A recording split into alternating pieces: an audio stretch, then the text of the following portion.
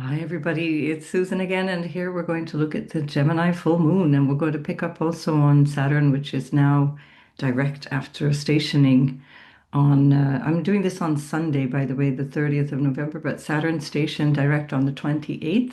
I mentioned that briefly in the last upload, but I want to come back to it because Mars is now squaring Saturn, and this becomes very interesting at this full moon. Before I say that, I just want to mention again that my annuals are ready. Thank God. My gosh, it was such a big deal. The Mercury retrograde has just wiped the floor with me, and these last 3 weeks have been quite something. So I'm pretty excited about Mercury leaving Scorpio altogether. I have a groundwater trine, which has been impacted by this groundwater trine that has been going on for like a really long time. And Saturn is exactly on my Mars. And so Mercury is squaring my Mars, or not squaring, is trining my Mars as well. And it's going back and forth between my house of everyday work and my creative input. The fifth house is my business, and that has been a huge distraction. It's the entrepreneurial house for a Cancer rising, as well as, other things. But it's just been such a distraction, and I have had to do so much more work than usual. So it's been a ride. But anyway, they're all live. They're all there now. If you haven't seen an email from me and you already ordered, please come back and let me know after checking your spam folder, please. And I will make sure that you get your link. And I know many of you have already because I'm seeing that people are already viewing the videos. And so I'm really hoping those are helpful for you. I don't know what happened with Sagittarius. I went on anyway, like 3 hours. And I think it must be because Jupiter is in my first house. So I can only imagine it just is expanding my interest in Sagittarian things. Anyway, so they're all around 2.5 hours long, and except for Sagittarius. And I'll also give you a six-page overview of the year ahead, the way I see things in a more general light, and also the sort of flavor of the things. And of course, sign by sign, you're getting a much more personalized thing. Now, of course, you can get more personalized than in an individual session with me. So if you would like to know more about your year, please book a reading with me, as always. And I think that's it. I think that's it. Yeah. So let's have a look now at this Gemini full moon. And it's a really interesting week building up to the full moon. So when I say week, I mean like literally the 7-day period building up to the full moon, because that was when Saturn stationed direct. Then we had Mercury stationed direct on Saturday.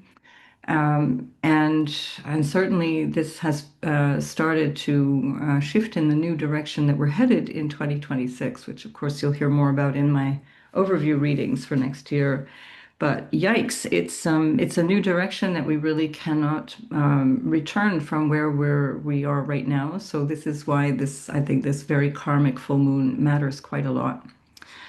Just overall, when you have a full moon squaring the nodes, when anything is squaring the nodes, but especially a lunation, because it's a full moon when the moon is opposing the sun, there is going to be a grand cross. And here we have a mutable grand cross. That's this big red square that you see here. So we see the opposition from the moon to the sun. That's at 13 degrees of Gemini. This is happening universal time. It's happening on the 4th of December at 11, almost 15 minutes past 11 o'clock, 14:04 at night. And so I guess if you're watching this continental Europe or eastward, this will be the 5th of December for you. And then if you're watching westward, North and South America, this will be the 4th of December. Nonetheless, and this will be a big moon because it's this season. These last couple of moons have been really big, so you can see them beautiful big moons in the sky if you have a clear sky.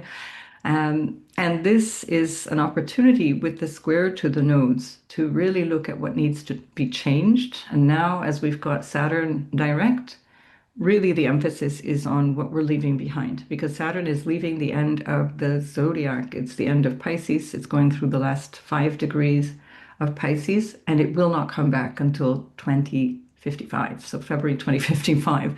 I'm probably not going to be around to enjoy that. And I'm happy with my two Saturn returns. Thank you very much. So for anyone with Saturn in Pisces, hats off. We're done. So this is it until the 14th of February when Saturn then finally moves into Aries. And so what you're looking at here is something that is shifting a lot of energy. But the question is, which direction am I going? And part of the dynamic here with the lunation is the South Node and North Node are squaring the question that is already posed by a Gemini full moon, which is all about what do I do? Gemini is all about choice. Gemini finds it difficult to make a choice because the data is so rich on both sides. There's a little bit of this, a little bit of that. Well, that might be good, but what if it's that? And often the dilemma is the feeling of choosing feels like you're having to leave something behind. And of course, that's inevitable, but this is the time to really look at where you're going. And it's difficult really right now, still in this year, to see where we're going. We have to trust that we're going somewhere different and hopefully better for ourselves individually and, of course, collectively. But for the moment, we're still kind of looking back. And one of the reasons we can see this is that square that Mars is developing here with Saturn, and that will perfect over the weekend, basically. So 4th and 5th of December is the full moon, and then by Sunday, Monday, it's going to be perfecting the square. Saturn will be squared by Mars. I think it's exact on Monday. So it's intense. That's the, what is that, the 8th and 9th, I think it is, that we can expect that because Mars moves a little slower. Saturn's not moving at all. And so really that's it. It's about our discernment and what we need to leave behind. That often when Saturn and Mars are in conflicting energy, the question is, do I hit the gas or do I lift my foot off the brakes? Or, do I keep the brakes going? That's the Saturn. Do I hit the gas? That's the Mars. And this is the tension that's there about this new direction. And we'll go sign by sign and see how that's shaping up in your natal chart for those sun, moon, and risings. And yeah, this is a difficult choice. This is not going to be an easy one, but what can happen also is that things present themselves. So events happen and the choice is made. And this can be very karmic, and that's where the nodes are involved, but also Saturn, which is the Lord of karma, the Lord of time. And time is still, the deciding factor as long as we are human in this form on this planet. We are subject to human time and a lifespan. So one of the things that Pisces has been emphasizing over the last year, especially since the North Node has been there, and especially with the rulership of the exalted Jupiter in Cancer, is to look higher than this, or let's say higher, not in the sense of superior, but in the sense of a broader vision, a bigger idea of what it means to be alive. And this will be the area to put a lot of attention right now in terms of whatever this choice needs to be. We're leaving something necessarily, we're leaving something behind. Mars was with the South Node at the the new moon in Leo this summer. And now it's coming, well, it has already squared the South Node. That was last week, but it's part of that cycle. So we're looking at things going back that we're still needing to process. And now it's coming into a square with Saturn, which is saying now the choice point needs to be made. And Mars will not square Saturn again until the new year, till we get into January.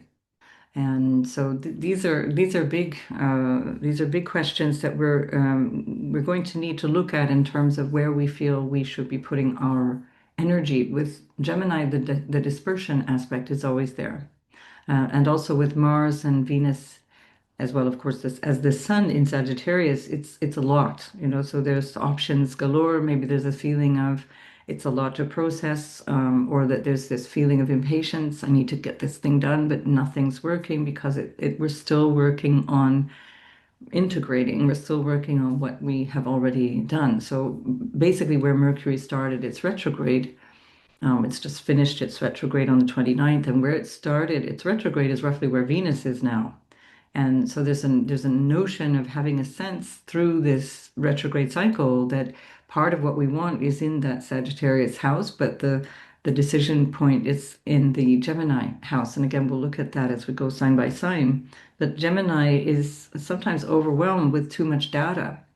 And I think really the only solution is where we come to this North Node here in Pisces, which is more intuitive, much more spiritual. And there's a depth of understanding that is not quite timeless because it's not about that, but it's just that it's about getting down to what is real in the essence of life and what is distraction, what is just holding us in a pattern of behavior that's actually not really helpful. We have Mercury also building up to a trine with Saturn, so that's quite favorable because Mercury is ruling the moon, Mars is ruling Mercury, and they are in what we call a semi-sextile. And so with Mercury trining Saturn, there's going to be some constructive thinking and perhaps decisions that are made in a way that feels like, okay, this is the next thing, but it will happen after this full moon. It'll be the realization will be around the time of this full moon, the awareness of what the thing is that we're needing to look at, or where the event at least is taking form and energetic importance. And then I think probably through the following week, we will find the solution. And that will be most probably when the moon itself reaches Jupiter, we'll get some much better inspiration because the moon will be in strong dignity in its own sign. And that will be about 3 days later. So what are we looking at? 7, 8. So let's say by Monday, there's going to be a much clearer idea of what is this all about. The moon is the time marker, especially around the full moon. So the semi-sextile between Mars, which is ruling this Mercury, and then Mercury, which is relating to this Mars that is ruled by Jupiter, that's very nostalgic, retrograding Cancer, looking at all the comforts, and it's like, this is the devil I know. I'm afraid of the devil I don't know, and worrying about what is going to be. A lot of people are coming through these last few months, especially these last few weeks, my clients, and many people are saying, I'm worried. I'm worried about my children. I'm worried about my family. I'm worried about my whatever coming down the pipeline. And this is really where we have to up our game and see what it means to be alive, to be human, and not stay attached to things being a particular way. Nothing that is happening right now is functional, and things need to be changed. And that is difficult. Change is difficult. I think also as we go forward and Mercury starts to, first of all, trine the Saturn, and then eventually again for the third time oppose Uranus. It will also be in a trine to Neptune, and I think that will create some inspired thinking, some ideas that are more in the pattern of awareness of our spiritual life, our spiritual awakening, our spiritual self, and realize there's no point in fighting this. There's something bigger that's happening, and we're moving along, and now it's time to jump in and proactively decide how we want to move forward rather than wishing and hoping that things would just stay the same and predictable, and couldn't you just tell me what I can expect coming down the pipeline. The axis of Pisces and Virgo is that axis of victim and martyr. We have to keep that in mind because that's something that we're all subject to. And especially now because we still have Neptune and Saturn there. Neptune is there all the way through the end of January. It's like the 26th of January, Neptune finally enters into Aries. Then Saturn follows on the 14th of February. And that's the one big shift, a huge shift in energy. We've already seen that in other videos, and I'll talk about it again as we go through December. And that's already a lot of what I cover also in the early part of the videos that I've also offered here for the forecast for the year ahead. But not here, in fact, you purchase them on my website, and the link will be below. Thank you very much. That supports my work, by the way. So this is I'm very grateful for all of you who've already done that so generously. But I just want to point that out because we're really at the end of something. There's so many different cycles that are coming to an end. Like, for example, Pluto and Neptune will never be where they are now, ever. And, it'll be centuries before they come back to this point. And that means that there's something significant that is changing in the whole context of where we're choosing to live. With Saturn, as I mentioned, it's 2055, February 2055. So, you can plan ahead, but that'll also be a very different time. Neptune, in fact, will be in Gemini by that time. So, a very different world that will be. So you want to think about these things. It's like we really just need to like it's a trust fall, basically. We need to have faith that there is something guiding us, that the world is all of our lives are based on something much, much bigger than who we think we are. And the events that shape our lives are happening through us, and the choices that we make need to be well considered. Otherwise, we again fall into the trap of the victim or feeling like, woe is me, I'm suffering, and this is what life has brought me because there's no action being taken. But and then the alternative is to pretend that everything's fine. It's all great and just bypass the whole thing, neither of which is a suitable response to this bigger change that we're all having to go through in different ways, of course, depending on who we are, where we live, and so on. So this is something that starts the next year off with quite a bang. And in fact, this particular nodal axis is going to be picked up by the eclipse that is coming up on the 3rd of March. Something really important to notice because you're going to, whatever this is going to come along again in 3 months' time, where you'll see this is the thing. This was the reason I took that choice. This is why I did this thing. And that's going to be, again, as we go through the cycle, Mars is then going to approach the North Node, and that will be at the end of March. I think it's going to be not the end of March, it'll be the middle of March. So that will be by the time I think Mercury will be finishing its retrograde by that time, the 20th of March, something like that. No, it can't be. That's not possible. I'm not going to look at it now. I looked at it in the annual. That's enough. I'm done. I'm not going too far into the future. It's just to point this out that you need to consider that this is something quite karmic. We're going in a very different direction here. And then the lunar eclipse that's happening on the 3rd of March is also the last of the eclipses that happens fully in the Pisces and Virgo axis, because otherwise they're all overlapping with the new axis of Aquarius and Leo. So they get a bit hybrid, or they're fully in Aquarius and Leo, and that's the big shift of the year too. So many other things that are showing the way, let's say, into the new direction in the future. So what is it we need to let go? What is it that we need to realize is done? It's just done, and stop it. It's just not worth looking back. This is actually what I called my overview for the year ahead. It's to, look towards the light and don't look back. That's basically it. And that's the North Node in Pisces.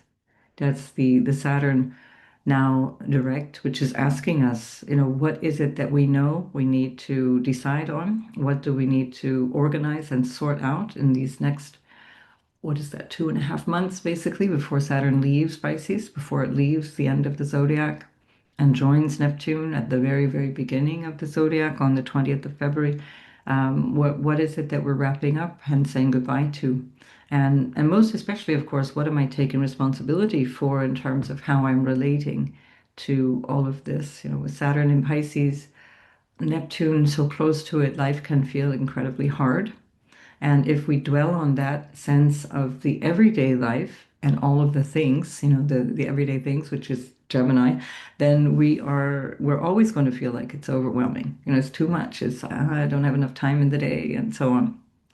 And even the notion of time, that's Gemini. That's Gemini. I mean, Saturn is the Lord of time, but Gemini is where we're looking at our watch and running around trying to catch the train on time and things like that. So again, this is maybe even part of the question. How do I relate to time? How do I relate to my tasks, my day-to-day stuff?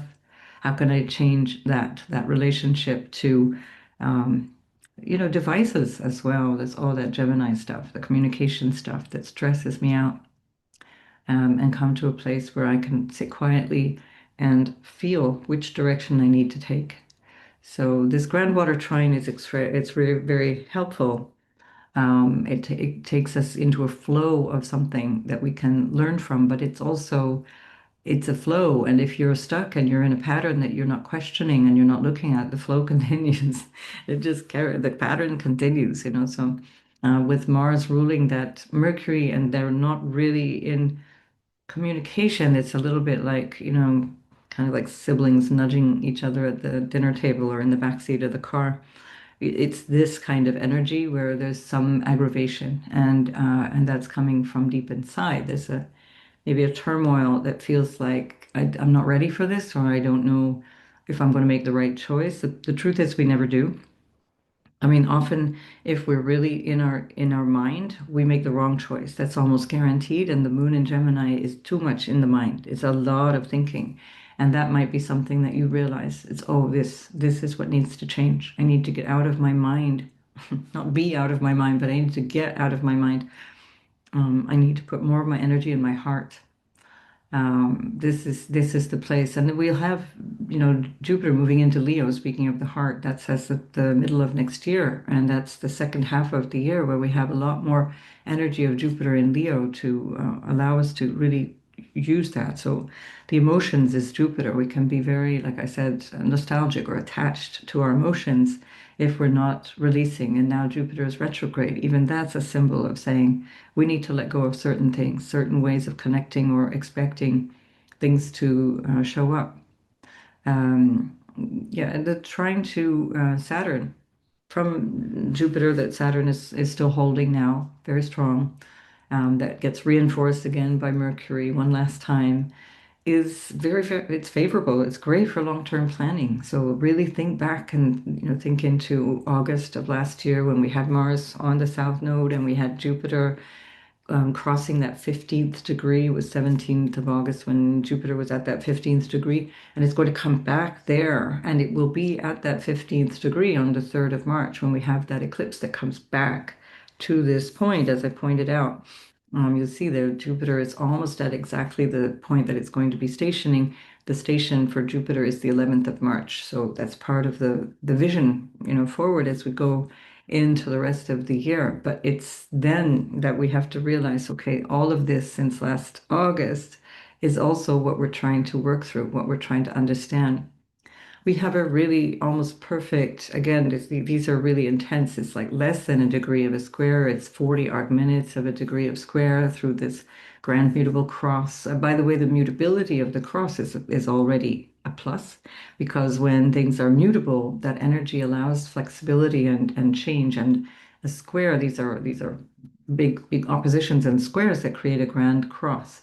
And that just is about adjustment. It's not necessarily something that's coming at you. It's just, if you meet somebody at the corner, especially in sort of American style streets where the sidewalks are perpendicular to each other and you've got this 90-degree angle and somebody approaches at the same time as you either crash into each other or one of you has to give way or at a junction or intersection. Somebody has to give way. And here it's something has to give way, and that's going to create some new energy. There's an adjustment. And the Gemini moon is the thing that's moving fastest and working in the degree of most flexibility. And again, it's about the pattern of thinking. And that's the thing that we can say it needs to change. That is where we can get new information. We can get a new spin on things. We can get a new vision for what might be important to us. We have Mars rather, which is not only about to square Saturn, but it's in a really strong trine to Chiron. And that Chiron story, right up until it stations pretty much at 22 degrees on the 2nd of January, it's going to station direct. This is the story of Chiron for the moment, for the month of December, most of January. And this is about this role. What is my role in the world? How, am I equipped for this? Can I cope with this? Do I have enough? Am I good enough? Am I worthy? All those questions of Saturn and Aries, of Chiron and Aries that then Saturn and Aries will emphasize as well. And so there's something here that requires action based on that because Mars is ruling that Chiron as well. So now it's with vision. Mars in Sagittarius has a vision. It has a sense of higher purpose and meaning. You'll see that in the video that I did about the Mars cycle with the nodal axis that I posted last week. And this is part of this dynamic. So you can go back and watch that video if you didn't see it already. And this is something now where we can choose based on where we're realizing, oh, there's a self-sabotage happening here because I'm again thinking small. I'm thinking limited. I'm thinking about this unit and that I think I am in this physical form, and I'm forgetting that there's a whole emphasis on how we relate to our life, our perspective on life, our energetic viewpoint, and that is again the moon in Gemini, which is just about how am I thinking? Is my thinking heavy and negative and pessimistic? This is the Virgo anxiety and worry and fretting and feeling that this something's wrong, it's not right, this shouldn't be like that. And this is what needs to be let go. That's the whole energy. And again, at the eclipse, that will be part of the story again. If we keep, I'll come back again, just show you again. That's the notion of that 3rd of March. It's like, can we leave this now? Can we move away from this and realize where that whole dynamic has been problematic, and only because we've been looking at this in a way that feels like we have no alternatives, we have no choice. And again, as I mentioned right off the top, it's all about choice with Gemini. And you'll see even at the time of this lunar eclipse, we still have Uranus, which stationed a month earlier at that 27 degrees, is moving so slowly that it's practically it's a degree away from where it is even now at the full moon. I want to give you a few dates to work with because not only is the eclipse something to look forward to in terms of the dynamic of the nodes, the very karmic nodes, the things that need to happen. And especially again, if you have that 13, 14, actually, let's go back to, I'm going to say 11 to 16 or even 17 degrees of Pisces and Virgo, whatever is there, that's going to be impacted for this full moon in terms of the nodal axis, which moves very slowly. But even in terms of the lunation, if you have and for the moon and the sun, it's quicker. So just a 2 degree orb really. So let's say 11 degrees of Gemini up to 15 degrees of Gemini or Sagittarius. Those degrees are really impacted right now. And any combination of that, of course, is going to impact you even more so. But if we look at the lunar family for this full moon, we can look back to 2024 because it began this cycle that this moon is a part of, that it is like the awareness of, if you like, because the full moon is the awareness stage. It's the culmination stage of the cycle that began at the new moon. So that was the 6th of June, 2024. So we're looking back 18 months as that cycle began. Now, at that time, on the 6th of June, 2024, the moon was at 16 degrees, 17 arc minutes of a degree of Gemini.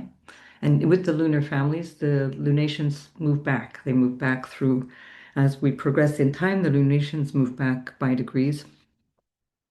Then there was the opening square. So there's the quarter moon phase that you see. I think it was just I'm doing this on the 30th. I think the quarter moon was on the 28th. Beautiful in the sky, very beautiful. And there, or maybe it was the 27th, time is going so fast. So anyway, it was very beautiful to look at. That's when you see like the half moon phase. Here, what we find at the opening square, which is where the realization from that 6th of June, 2024, the realization is, oh, this is what this is about. Where do I need to adjust? Where do I need to um, do things differently? And again, always in this Gemini area. And that was happening on the 6th of March of this year, 2025, which was at 16 degrees and 21 minutes of Gemini. And then if we go back, well, and then we have now, this is the full moon that is referring to that phase of the opening square that was in March. So this is the lunar families, right? There's another way of looking at the lunations, which is just that it's sign based. So you can go back 6 months and say, oh yeah, but that was the new moon. But here, this is really specific to the movement of the moon in the degrees that the moon is relating to, and finding the pattern again. This repeated pattern is very, very interesting. And so the full moon of now, the 4th of December, which is 13 degrees of Gemini, is then going to shift into the closing square, or the third quarter square. and that will be the 4th of September, 2026. So what we're looking at here and how things are shifting here will need some kind of they'll come to an adjustment phase when we go to September of 2026. And that, by the way, is going to be just after an eclipse that will be on the 28th of August. So that's less than a week. Well, it's just about a week after that eclipse on the 4th of September. Um, no, so the 4th of September is the third quarter square. So that's when we're going to get the information and realize, okay, so this was what that was all about. Now I can wrap things up and move into the next cycle. That was at it. That will be 4th of September 2026. A week from the eclipse, it's going to be at 11 degrees and 48 arc minutes of Gemini. And so then we have the end of this cycle. That was the one that started on the 6th of June, 2024, and that will be on the 4th of June, 2027. So these cycles are 3 years. We're looking at the 9 months within the 3 years. This is why sometimes these are referred to as lunar gestation cycles or lunar families. I like the families. I'm a Cancer. Cancer rising and moon, not a sun, my Pisces sun, and my Mars being battered by Saturn. Um, Inter alia, because Neptune is on my Mercury forever and ever. That's 4th of June 2027, new moon in Gemini is going to be really, really close to where this moon is here, and that's 13 degrees and 58 minutes of Gemini, so basically 14. And that at that particular time, when it's this June mid 2027 phase, there's going to be another mini grand trine. So we have these, not, I mean, yes, so we had 0 degrees in 2025 in August and September. We had the first mini grand trine, Pluto and Neptune and Uranus at 0 degrees of their respective signs. Then this year coming in 2026, we have a 4 degree mini grand trine. And I give a lot of information about this in the annuals. And then there's another one that comes in 2027, and this is why this era is so incredibly different and novel and going to change us and move us forward. And notice that this is like a rolling change. This is not something you need to kind of wake up one day and say, well, what now? I'll just give you an example. When I was little, when I would go from like kindergarten to grade one, like when you're, what is it, 5, 6, I was terrified. And same thing when I would go from public school to middle school and then from middle school to high school, I was terrified. I thought, I'm not equipped for this. It's because like the difference is physical. The schools look different. The kids are so much bigger and they must know stuff that I don't know. And I was always scared the year, and I was a good student. So it was not like it made no rational sense, but I was very nervous about these next phase, like, will I know enough? Will it be okay? And I'm just saying that because this is kind of where we are. It's like, of course, we're not prepared yet because we haven't been there yet, you see? So, of course, I don't have all the information for going from middle school to high school because the whole point of going there is to acquire that information. And that's a very Gemini thing as well, the acquisition of information, data. So just to give you that example, because we're going into something new and we have to recognize that we don't like change, like Louise Hay, that wonderful woman who talked a lot about the way we talk to ourselves and the way we relate energetically to our body. She had this motto, which was, don't worry, it's only change. That's a brilliant motto for this full moon. Gemini is all about change. Sagittarius wants change yesterday. Gemini is like busy, busy, busy, all the change. But when it comes to actually having to decide, is it A or B? Gemini is not happy with that because it means leaving something behind. I'm going in this direction, but what about that? And, don't worry, it's only change. And this is really the nature of life itself. So I invite you to think about that in your own life and the way that we're going. Sorry, my dog just scared me. In the way that we're going forward, into a big new thing. We're graduating from middle school and we're going into high school, or we're leaving high school, we're going off to university. And this is something that we need to figure out. And with Mars approaching a square to Saturn, we have to pick a lane. Pick a lane. This is it. Which direction do I want to go in?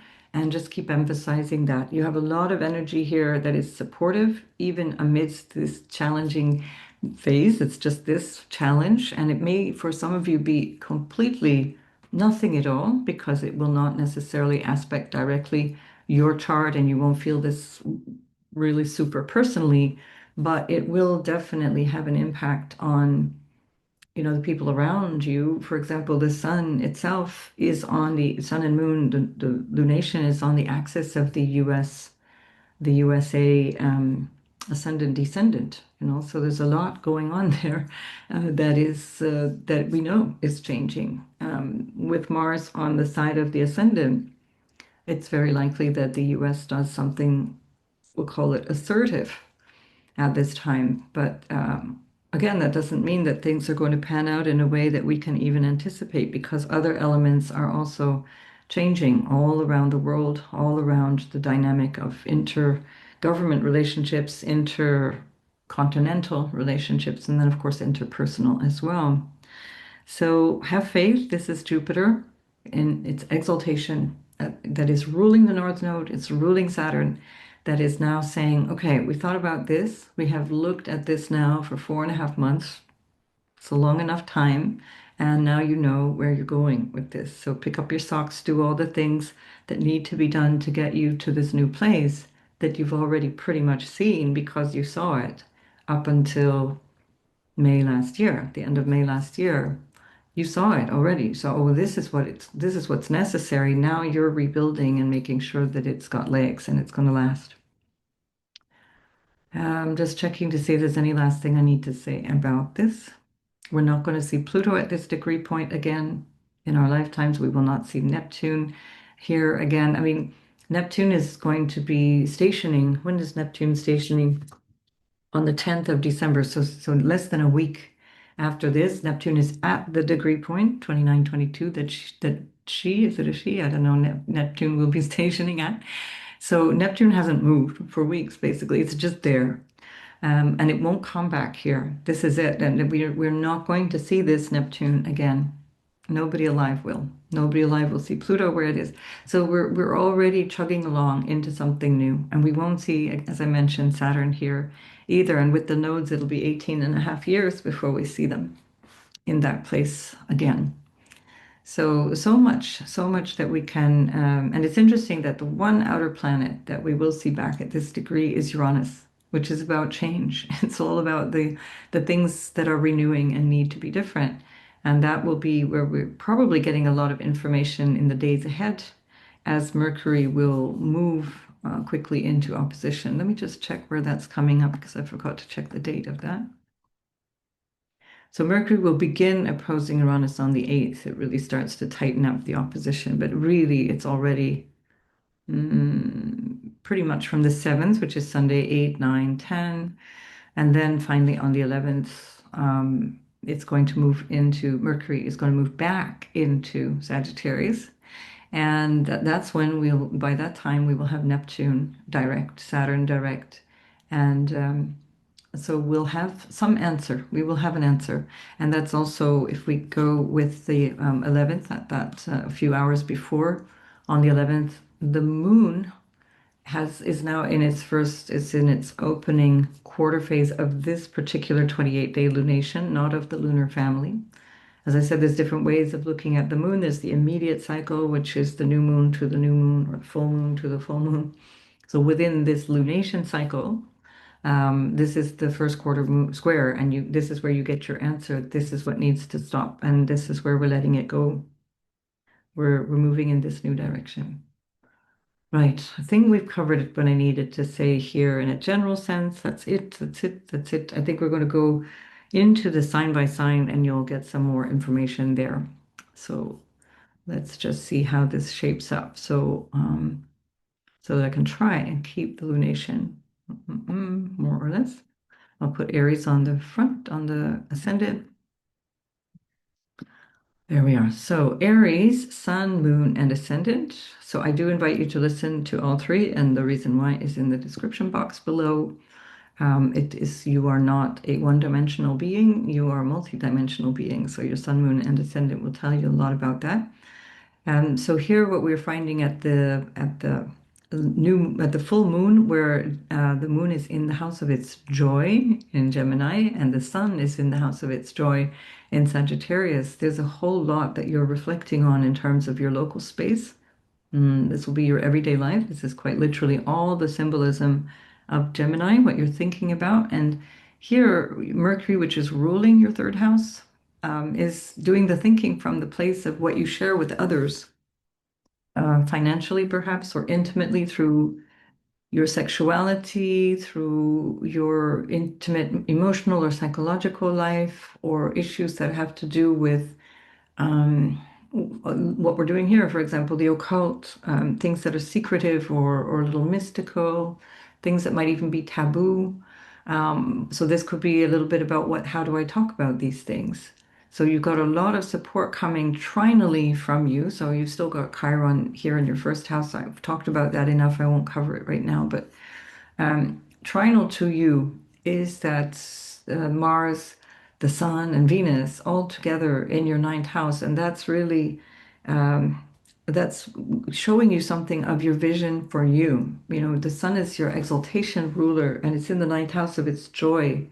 So it's showing you like this is what's possible. This is the things. This is grab that brass ring kind of energy, and there's something here that you can be inspired by. You're actually well placed right now to be feeling like I'm boldly going where no one has gone before. And that's anyway your nature, Aries. And certainly Saturn and Neptune coming into your house is going to make you feel like I got to sort this out. I got to do this thing. That's part of the dynamic of starting next year in February. The South Node is in your sixth house, which has a lot to do with your day-to-day health and your rhythms and your work, you know, the ho-hum kind of work, or the job that you have to show up to, or the dishes that you have to wash, or the contracts you have to sign, all the little things that keep you going through the day-to-day of your life, the things that you need to take care of in the way that supports your overall life.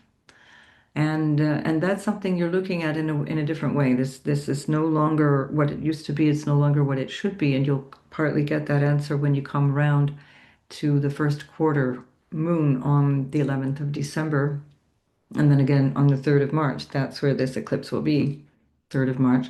Um, and then of course, the North Node, Saturn and Neptune are all in your 12th house. So that has a lot to do with being aware of how the mind is working from behind the scenes, behind the eyes, either on a spiritual level or on the level of faraway people or places. Jupiter is in your fourth house, which is family, lineage, and so on, home and homeland. So there may be a connection directly with that, especially as the ninth house is quite full.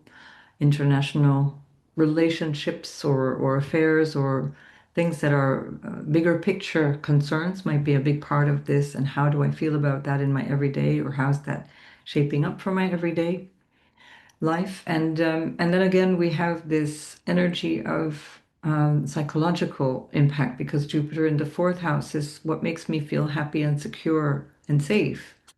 And with Mercury ruling this lunation from your eighth house, that's your psychological well-being. How am I doing? How's that feeling? Am I comfortable here? Where am I on the scale of feeling fearful or not? Where do I find myself being able to tackle? So this is again one of the symbols of Aries is courage and fearlessness. And one of the reasons for that is because Scorpio is on the eighth house, and Scorpio is like, bring it on. Bring it on. We'll talk about death. We'll talk about sex. We'll talk about drugs and rock and roll and all those things. That's Scorpio, but it's also about hiding things. So it's the two sides of the same coin, which is like, I can go there, but I also don't want to reveal a lot. So with Mercury there might be something that the moon is inviting you to talk about that will open you up or open others up to connect better with you, so that you can move through things that might feel otherwise potentially heavy. Um, and then with the North Node Saturn, Neptune in your 12th house, that's the house of your unconscious mind, of your dreams. Saturn is very happy in the 12th house. It's the house of Saturn's joy, believe it or not. Um, Saturn loves to be there because it gives order to things that are not tangible. And so that's quite helpful as well, in the sense that this gives you an opportunity to put some order in how things are behind closed doors or in your unconscious mind. If there's any issue around addiction, any issue around some what we call self-undoing, things that are not working well for you. You've got Chiron going through your first house where there can be, again, a lot of self-sabotage, perhaps for some of you coming through, that makes it real, make you realize now that a lot of your frustration, anger, disappointment is coming from what you're thinking about yourself or how you're showing up in your life. Um, 12th house is also aspects of your life that are intimate to you but not spoken about. If you're a researcher, this is, for example, great energy for research, for a new understanding. And with that grand cross, which we've lost now because Aries is on the ascendant, and then we've lost the formation of the grand cross, but it's still there. We put the moon back at 13 degrees and we pick up the square again.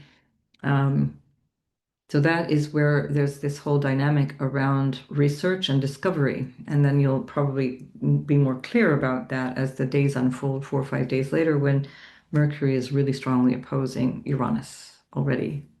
And when the moon comes to the south node on the, what did we say, the 11th. Um, so there can be something that is a deep revelation, but it's actually really helpful. It can be practical information. It can be information that is useful to you through a research project. You know, Saturn rules your 10th house of your career. It's in the 12th house, so this can be discovering something, not necessarily like gossip. It's not necessarily that stuff, although beware, because the moon in the third house can also be a bit of a gossip, um, especially with a Mercury in the eighth house that knows all the secrets. It knows where the bodies are buried. So yeah, it's difficult to say what is going to come up from without seeing your chart, but those are just some ideas, just to think. And then, of course, then Uranus is also still in your second house and sextiling Neptune quite strongly within a half degree. And so there can again be some really interesting dynamic around revealed information or something that you become aware of that also taps in financially or into your values or your family. The second house is family, all the things that support you. Um, Lots to work with here. I mean, you've got an exalted Jupiter at the in the fourth house, so that's really helpful in terms of feeling more solid, feeling much more connected.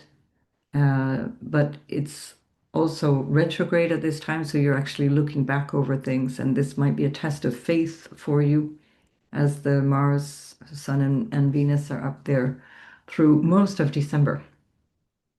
So there might be a test of faith that is something that you need to realize, okay, no, this is the direction we're going, and that I'd say you will figure out in between December and January, because as I'll point to in the 2026 readings, there's Kazimis galore in the first few weeks of January that just sets off the year in this cardinal way. You are a cardinal sign, and it just gets things going boom, boom, boom, boom, right off the bat in the beginning of the year. And Mars is your ruler, so very significant. Your Mars is there with the sun in the house of its joy, that is also your exaltation ruler. So there's a lot of hope for you and things to look forward to and to take action on, Aries.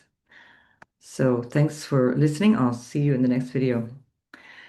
And for Taurus, yeah, so this is a lunation in your second house, and it's got a lot to do with your sense of your worth, your value, your values of the stuff that you use every day, things that you possess, money, and the way that you spend it or the way that you invest it is the second house, how you take care of yourself. So the moon is the exaltation ruler of Taurus, and when it's in the second house, it's a good opportunity to check out how you're doing in terms of your physical health. The moon represents the mind-body complex, and Venus is in the eighth house. She's ruling the sixth house of health, so there might be something that needs attention in terms of your intimate sort of emotional dynamic, your emotional life. The sun rules your fourth house of your psychological life or what makes you feel happy. So there may be some tension here for you around money, resources, or even the feeling of abundance, like not just like the cash, the cold hard cash kind of thing, but the feeling of abundance. That also might be feeling of, am I feeling supported or not? Uh,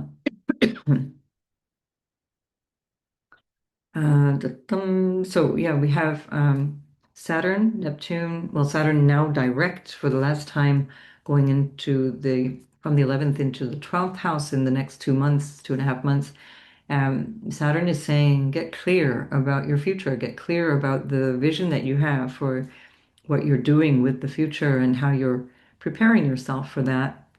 Um, Saturn rules your ninth house of purpose. So you're bringing your purpose out into the future or out into the public, into society, towards your audience, figuring out who your friends are. This is certainly part of that because the North Node is also there.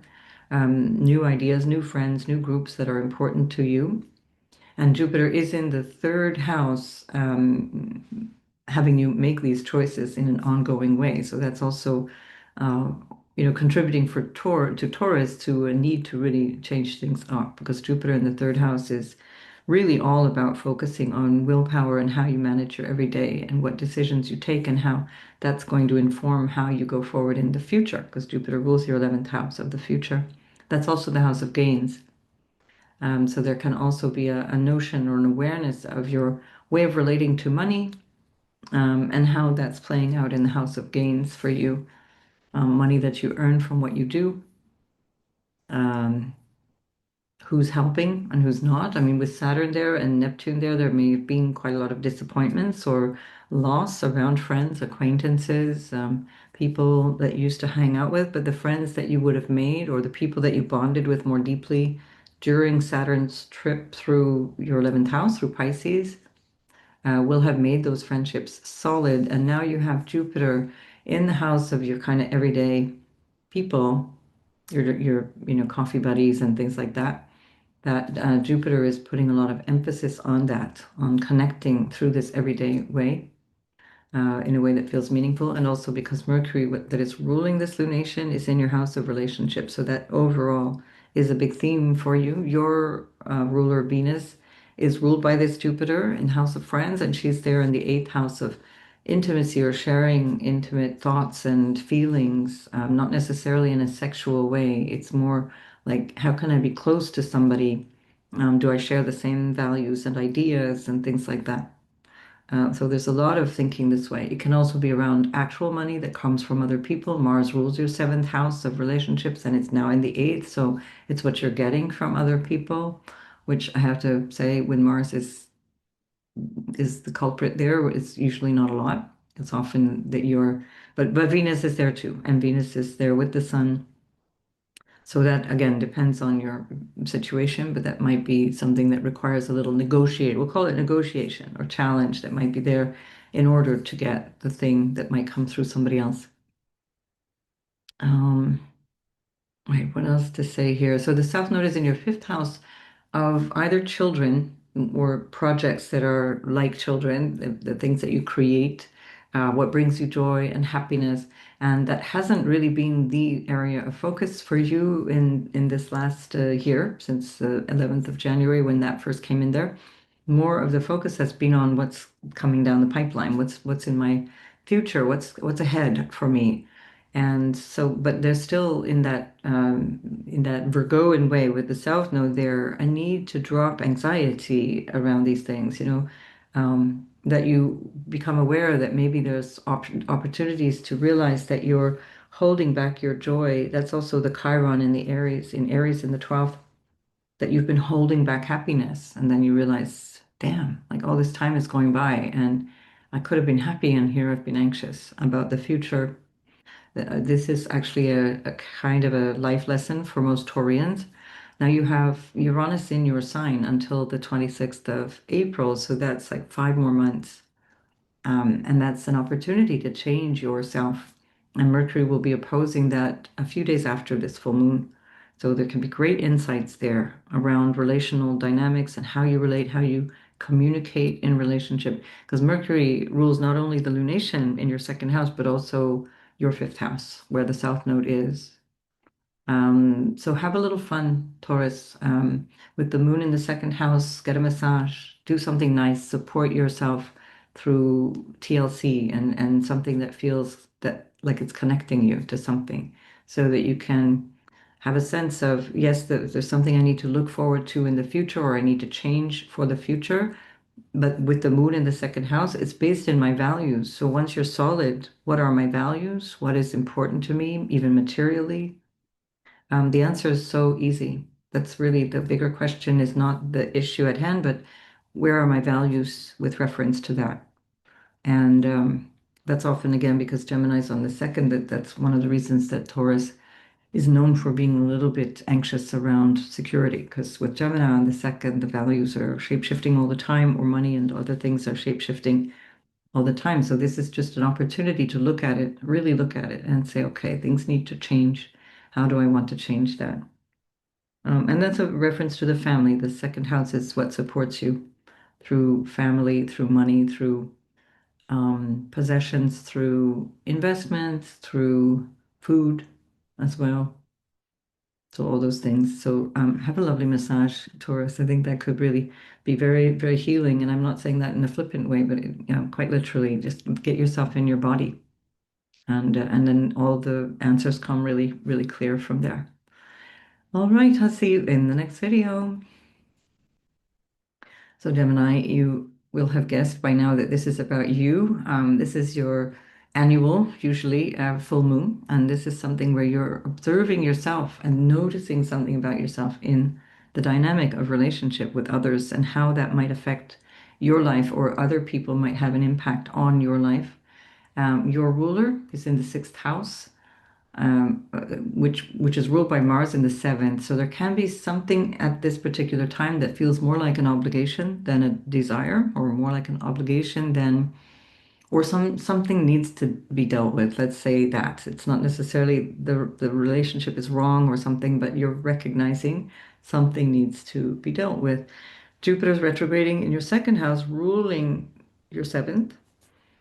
So this can be an issue around your values or money. What are things worth? But it can also be really interesting to explore as it's retrograding back for the next 3+ months, 3 months, almost 3.5 months, that you explore things around your values as a point of understanding how you relate to people and who you should be relating to.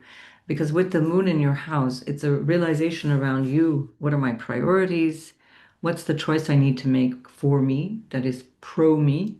Not necessarily in an egoic way, but in a way that says there's other things I need to look to.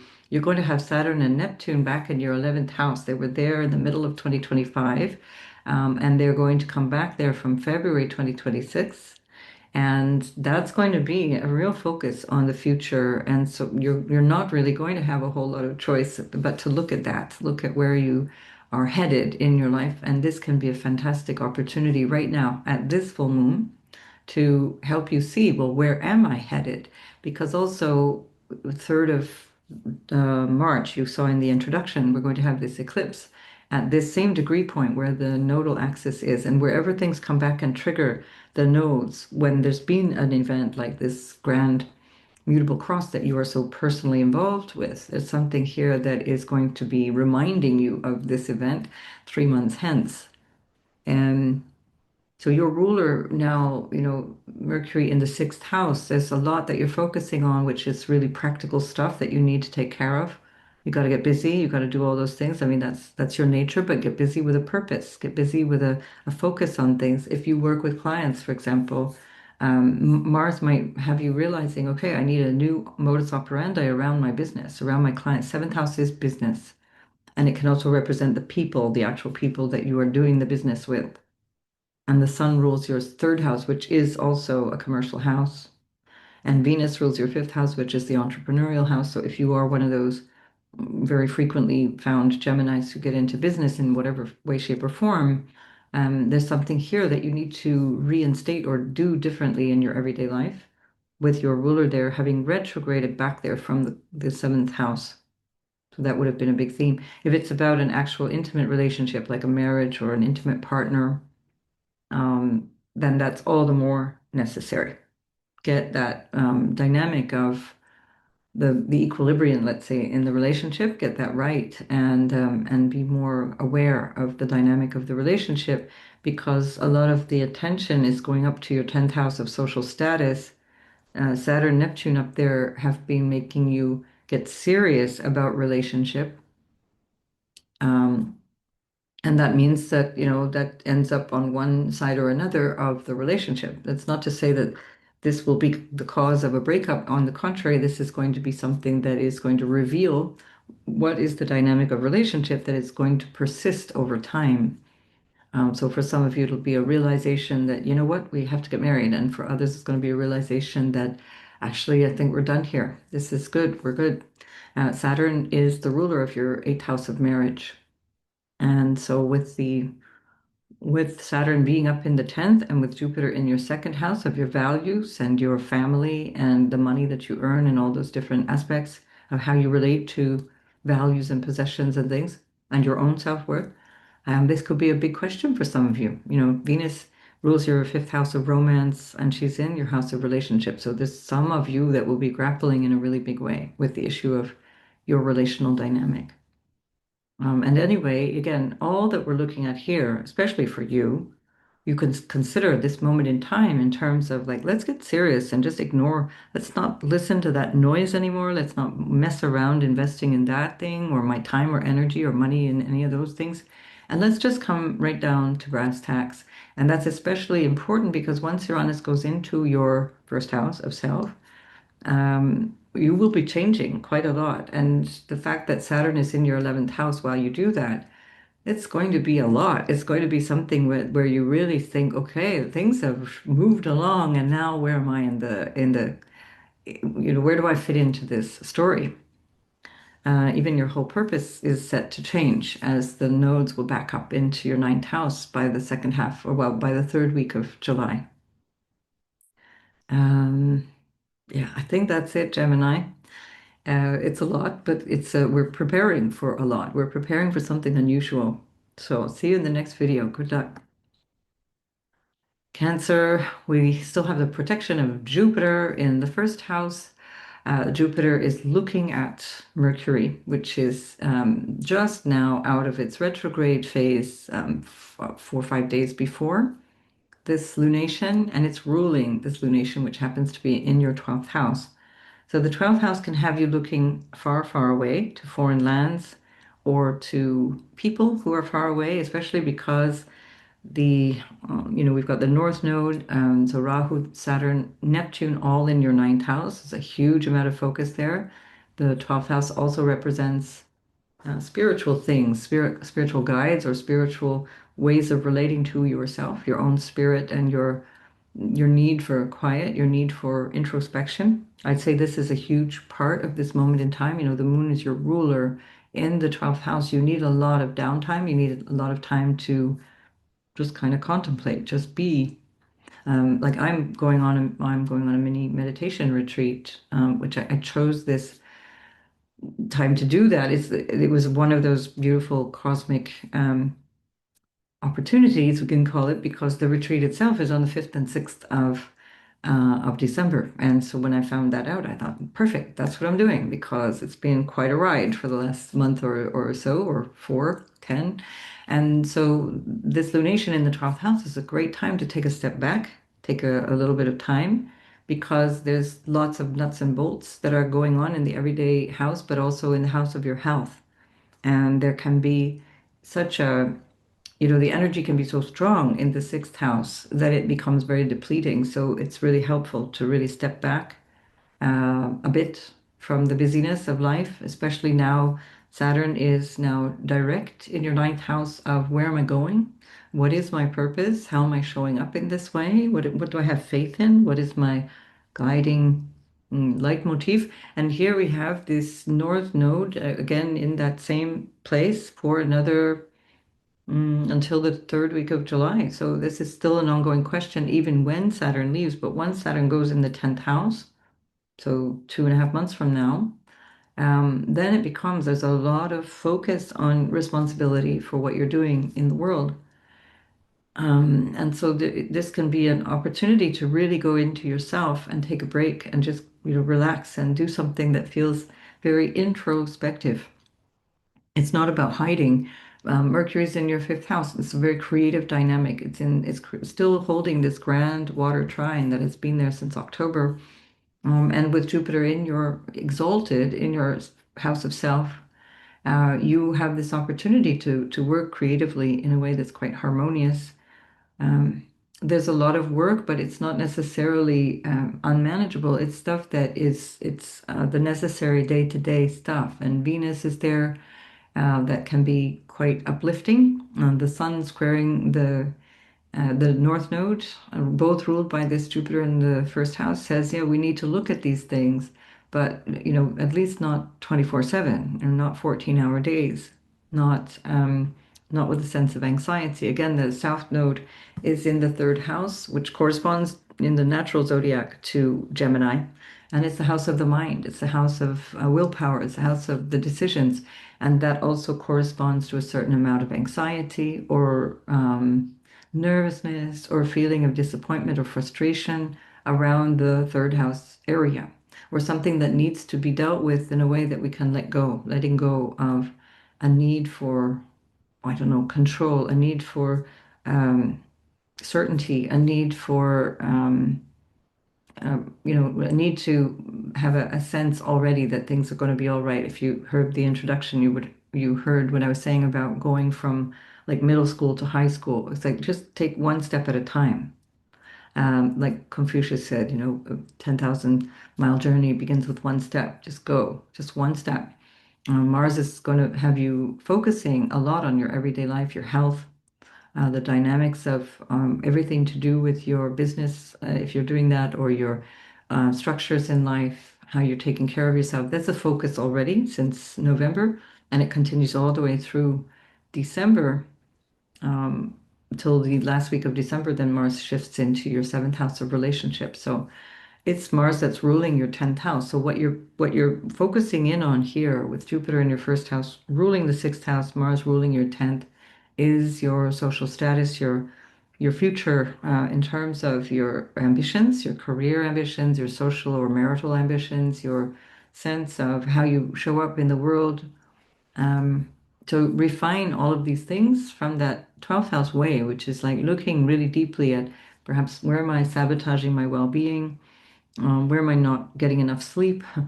Where am I don't know, where am I drifting into dissipation? That's one of the difficulties of the Saturn, or rather Sagittarius on the sixth house. Too much busyness, and especially with Mars there now. So choose wisely. That's the Saturn in the ninth house says, what's your purpose? Are you on purpose? Are you doing things that feel they are bringing you closer to the purpose and meaning of your life? And are they going to contribute then to this thing that Saturn needs to then show you how to do in the 10th house? The insight comes from Mercury in the fifth, which is highly creative, very lucky as well. Fifth house is luck, ninth house is lucky as well. The opposite house, the 11th house, is where you see the future and the change in the future, the way things are shaping up in the future. And so again, after let's say 3, 4 days down the road, Mercury is really tightly opposing Uranus, and insight and ideas and things can come through, or ways of doing things that are creative and different. This is the third pass of Mercury going in opposition to that Uranus, so that's not entirely novel, but each time it does that, it also trines Neptune. So just being clear now with Saturn going direct, it's like, let's get clear on these things, because Neptune, where it can be creative with Mercury in a trine to Neptune, there can be just too much, delusional thinking. You get distracted, you're lacking certainty, lacking awareness about what you're meant to be putting your energy into. And you just end up kind of with nice thoughts and no action. So this would be the thing where Mars is really helping you then, because with Mars in the sixth house, there's no way you cannot take action. But you do need to rest. You need to step back. Need to maybe take the action, but with a sense that I'm doing this more from a place that's behind the scenes, because it's your ruler that's in the 12th house. So even if it's busy in the everyday, the 12th house is still how you retreat into yourself or into a place that is literally a confinement or a foreign land. Again, it's in 12th house, ninth house is going on trips, going abroad. So go to a meditation retreat, for example. There you go. All right. So Cancer, good luck with that. I will see you in the next video. Leo, sun, moon, and ascendant. Your sun is in the fifth house. Very lucky in the when the sun is in the fifth house, and that is a really nice place to be because there's a lot of creative, dynamic energy there. The moon itself is in the house of your future.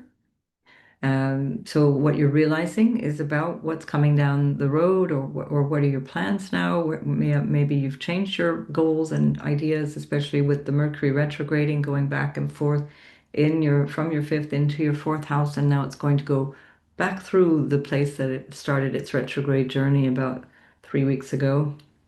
And now when it opposes Uranus, which is in your 10th house still, it's going to give you some ideas, some awareness of what you want to change or what you want to, how you want to maybe show up differently or find different goals in your even in your career sector. So the moon in the house of the future is not necessarily related to career, but it usually has something to do with that. Maybe it's something to do with acquaintances or groups and societies that you belong to. Those become quite important because Uranus will go in there in the end of April, and then Saturn, Neptune will go into your ninth house, trinal to you, and show you a higher purpose and people that you will learn from, teachers that come to you, or your role becomes one of a teacher. So what you're establishing here can be really helpful to get clear. How do I see my future? Don't worry about the details. I mean, I know Gemini is all about the details, but we can't fuss around the details. We need to think in terms of a bigger picture. What is the big picture for me? And with Mercury ruling that moon from your fourth house, which is ruled by the Mars in the fifth house of your self-expression, there may be something that you realize, okay, this is what I need to be secure. This is what I need to be happy, healthy, psychologically and emotionally and even materially secure. Mercury rules your second house of money as well, where we find the South Node. So there can be, again, over this last year, especially, maybe a big shift in terms of the resources that you have at your disposal, most likely because also Saturn is in your eighth house. And so there will have been some restriction around resources. Usually we have to learn how to kind of get on, do things on our own, not rely necessarily on other people with Saturn there. The South Node in the second house can also show you where you find a lot of your values have shifted. And that certainly will show up, for example, with the moon in the 11th house. It will just reveal to you like, oh, right, these people that I'm spending time with, or these people I'm hanging out with, or this political group that I've been with, or this spiritual group, or whatever the thing is, your thing. It's not really that anymore. Or I need to just take a step back. I need to do less of this. Jupiter is in your 12th house, so that's actually super appropriate, especially because it's ruling your eighth house of what is deep inside of you, what is your psychological well-being, your relationship to other people and what you share with other people. And Jupiter rules your fifth house of self-expression as well, where there's quite a lot of activity right now at this full moon, asking you about your relational dynamics, asking you about the aims and ambitions that you have, which is Mars in and of itself. Maybe something even to do about a sibling because Venus is there, ruled by this Jupiter in the 12th house, and we've got the moon ruling Jupiter from the 11th house. It could, and Venus rules your third house of siblings and cousins and extended family. So there may be a relational dynamic here that requires some new thing that you are looking at, or there's a new event that comes through a sibling, especially a sibling elder, one elder to you. That's like the house of the elder brother, for example. Um, And if it's something to do with your children, then of course that also can play a role because there might be something here where your focus is on what's going on with your children, but you're realizing that because of that or because of choices around your children, there's something that changes in your social life. That's the 11th house, or something that changes in your sense of your future, um, your bigger goals. You know, Gemini chips away at the everyday to get yourself moving forward, basically. And the Saturn now in the eighth house is maybe about getting more serious about what it means to be alive, what it means to be human, understanding the deeper expression of your life or the, overcoming fears and difficulties that your family may have handed down to you or that a marriage may have, handed to you or a loss. This can be also about a loss that you're now processing.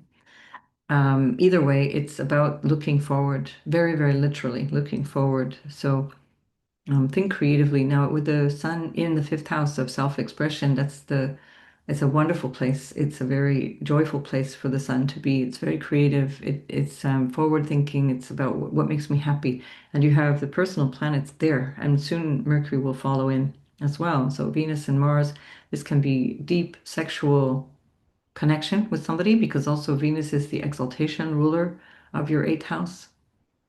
There and also Jupiter's in the 12th house of bed pleasures.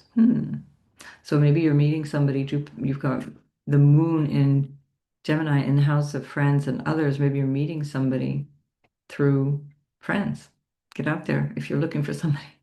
Get out there. You've got Pluto in your seventh house of relationship changing the way that you show up in a relationship. Right, I'm starting to ramble, so we're going to go on. So Leo, make the most of it and let me know what happens.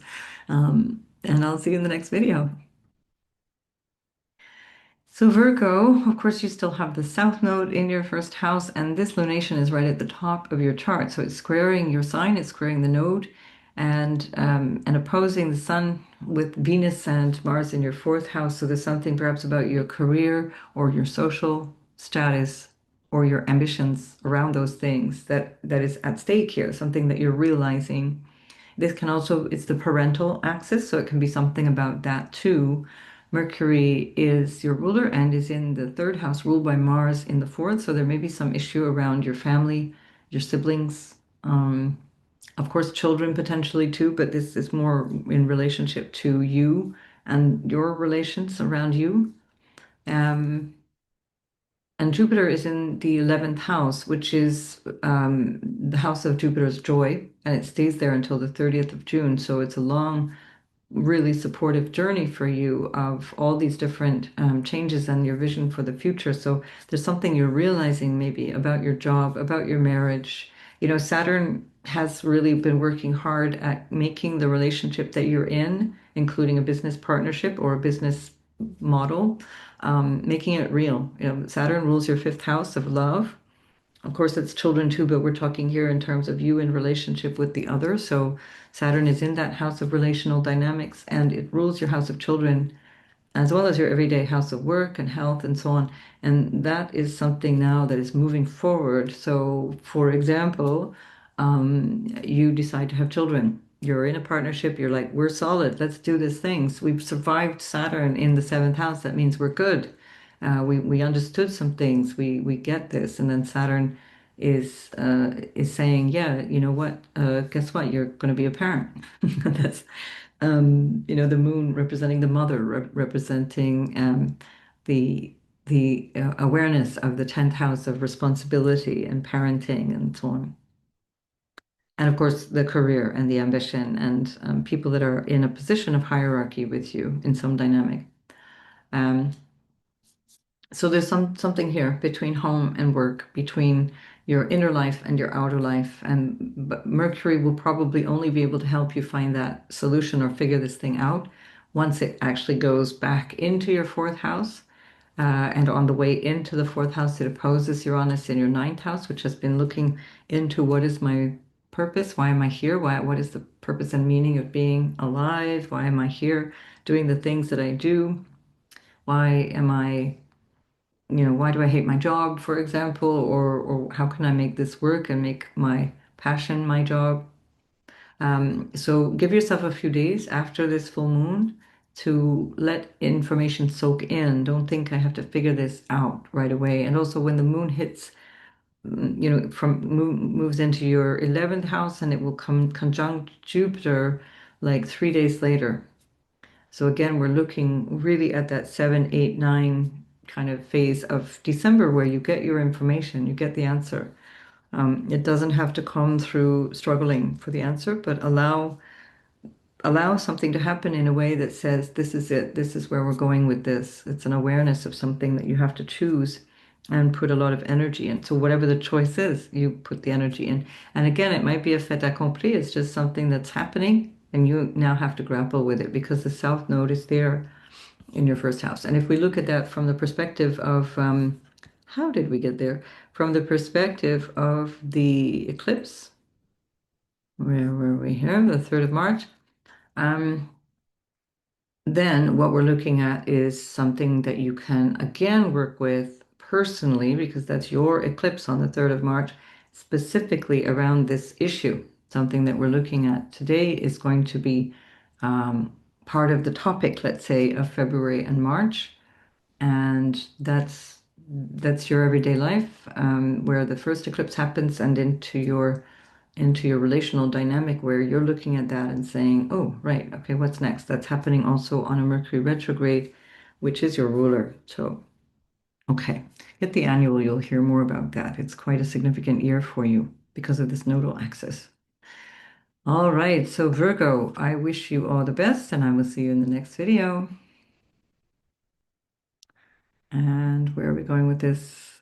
Oop, Libra. So Libra, we have the new moon, the full moon rather, happening in your ninth house of your sense of purpose and meaning in your life. Why am I here? Why am I alive? What does it mean to be human? And this dynamic is really where you want to put a lot of your attention in terms of what do I have faith in? What is significant for me? Um, where do I put my faith? But that can waver at times. Now, with the South Node in the 12th house, actually, that's quite a spiritual place. With the South Node in the 12th, it's a lot of a sense of I can let this go. Like it's not, it feels less difficult, let's say, to hold on, or you're ready to let things go. And that can be material things as well. Your ruler is in the 3rd house, so this is contributing to this story of having to make a choice. Mars is in the 3rd house, the sun is in the 3rd house. It's all about willpower, it's all about choosing. And Jupiter is ruling that from the 10th house of your perhaps marriage or social status of some kind, your parenting role, something happening with your own parents or your extended family, which is also 3rd house, or your career, of course, and your career ambitions. And certainly with Saturn, North Node, and Neptune all in your 6th house, Rahu alone in the 6th house has you put a lot of your time and energy into your everyday. That involves like your health and the choices that you make around your schedule and what supports your work and so on. Then we're emphasizing that by having the moon in the ninth and all of this energy in the 3rd house, which says, put a lot of energy in choosing, moving through goals and how things shape up. But this is a 2-year journey. When with Mars here in your 3rd house, you won't have Mars here again for 2 years. So it's not your sort of average transit, and it's really about choosing. It's not your strong point either, Libra. Um, Gemini finds it difficult to choose because there's too much data, too many things. You find things difficult to choose because you're worried about other people and how they might feel or what the impact is on other people. Well, now your ruler is there in the 3rd house, so you really do need to make a choice that has an impact on your relational dynamics or on your desires. Mars is ruling your house of relationship from the 3rd house. So whatever this is, you have to consider, why am I here? Why do I do what I do? What do I want my everyday life to feel like? This is very much still the story of the North Node there. And that's also what Saturn, your exaltation ruler, has had you focus on also since the 23rd of, no, 7th of March in 2023. What else? Yeah, so the Jupiter retrograde at the top of your chart is really helpful here.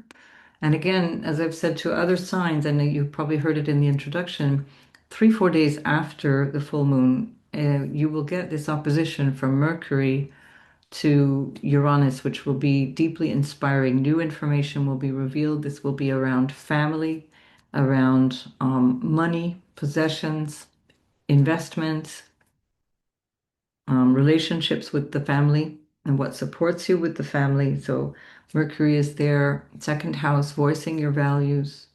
Um, Mercury is ruled by Mars, which rules your seventh house of relationships, and of course, the second house of money. So there may be some stories around money that you need to discuss with your marital partner, for example, or business partner if you have that kind of relationship with people. Right. I'm starting to ramble here. I think there's quite a lot there to already chew on. Definitely listen to the introduction as well. I think you'll get some inspiration there. And I'll see you in the next video. Scorpio, so this lunation is happening in your eighth house of intimacy. It's in the place that is usually a little hidden. The way that you integrate, emotions, psychological meaning, or intimacy that might be even literally physical with somebody in the eighth house, what you share with other people. Mercury is in your first house, ruling that eighth house. So there's something really specific to you that is coming up through this. Mercury also rules the south node, which is squaring the lunation here. So the moon itself has met up with the north node, is squaring the north node and south node as it approaches the south node. Um, and as I mentioned before, on the 11th of December, we're going to get the moon and the south node together. But if we also look forward to the 3rd of March, the lunation, which is the eclipse of the 3rd of March, is going to be here at this degree point. What we're looking at here is a vision of your future that is changing. And the moon in your eighth house might have to do with how you are receiving things from other people, what you share with other people. The moon is your mind and your emotional frame of reference. And this can be also something where you're recognizing your not just a fleeting emotion necessarily, but some state of mind that you're needing to grapple with. There looks like there can be some tension around values or around money and the stuff that you have, your possessions, that requires something different in the relationship, or that you're observing, you're becoming aware of the contribution of others, or you're becoming aware of the situation around shared resources, shared values as well, that it's not in alignment somehow.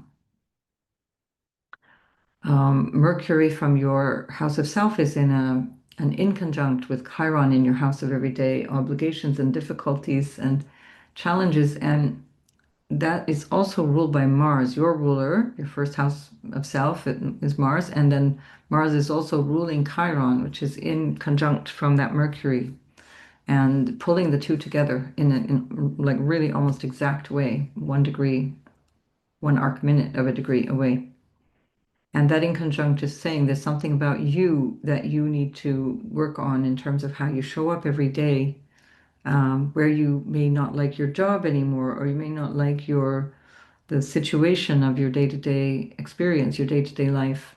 Um, and something maybe directly to do with money as well, that is because Mars is in your money house.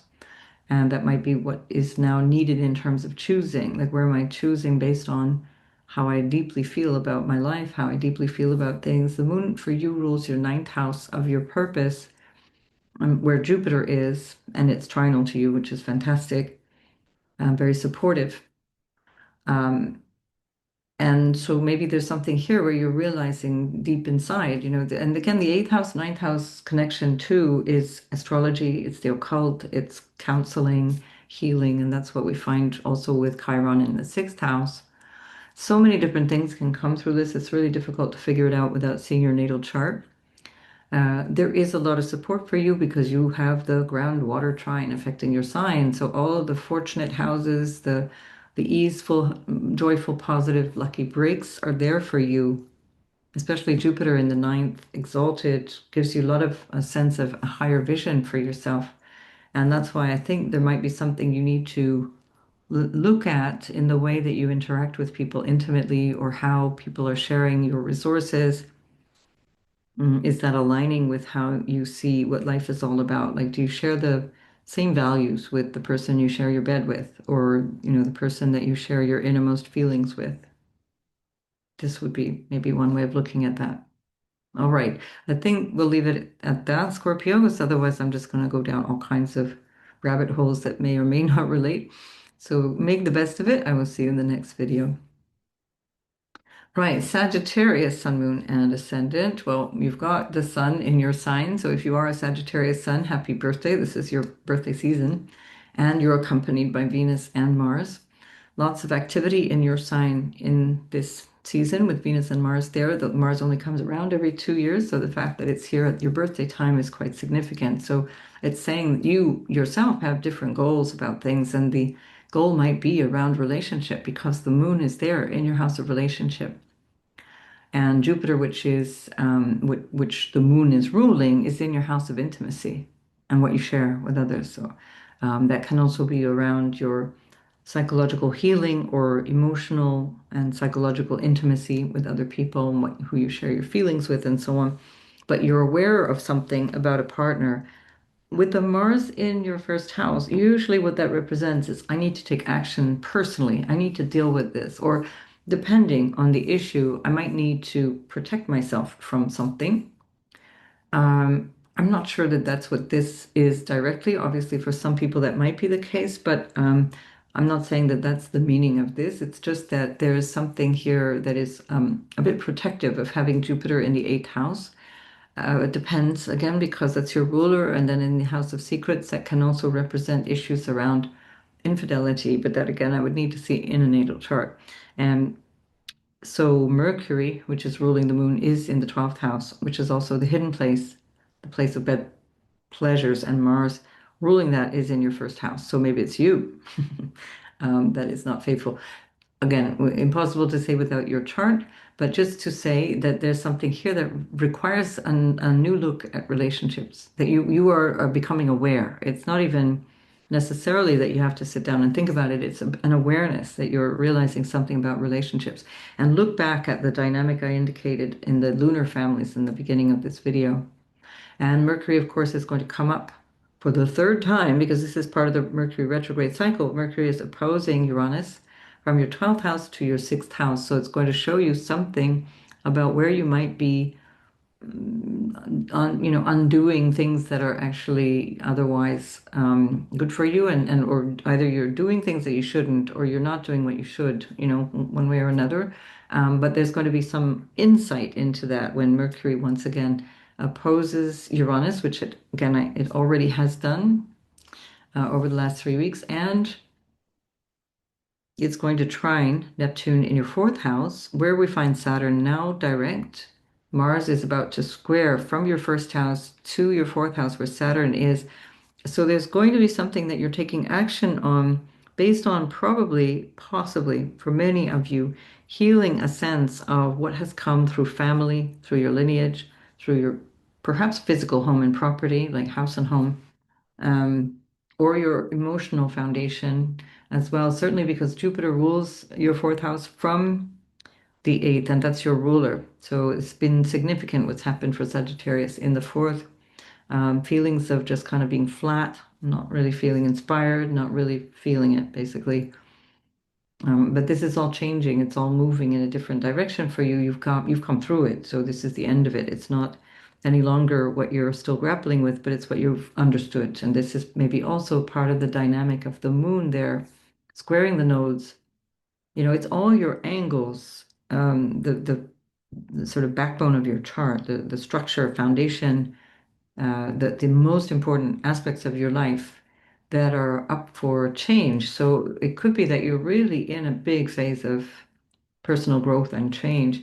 And especially because in the second half of 2026, Jupiter, your ruler, is going into the ninth house.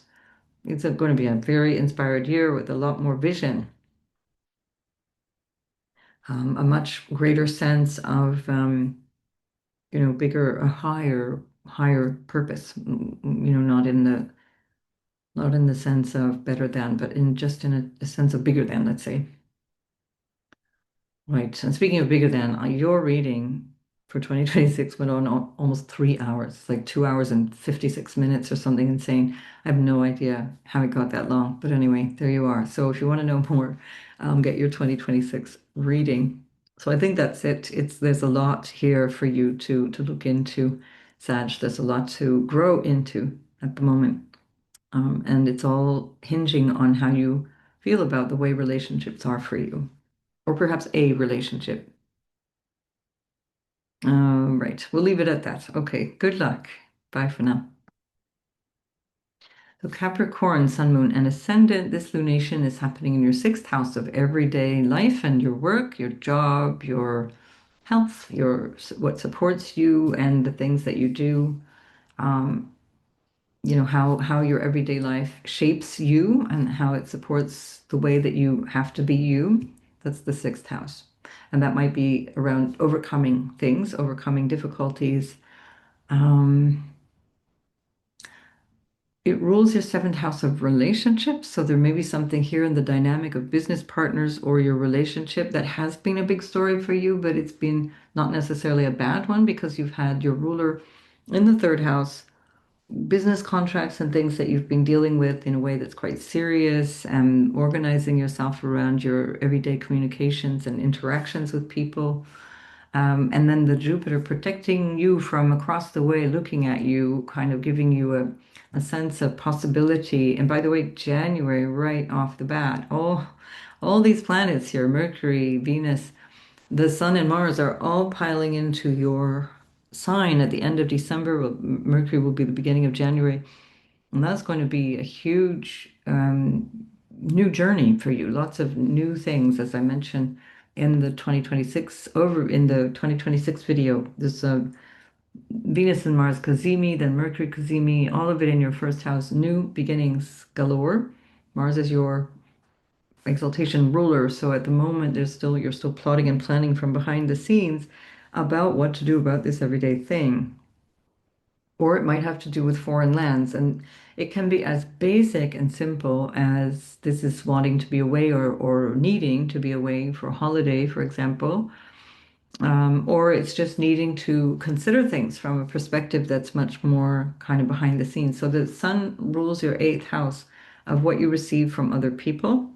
Um, the moon rules your seventh house of really committed partners of all kinds, so business partners, life partners, whatever.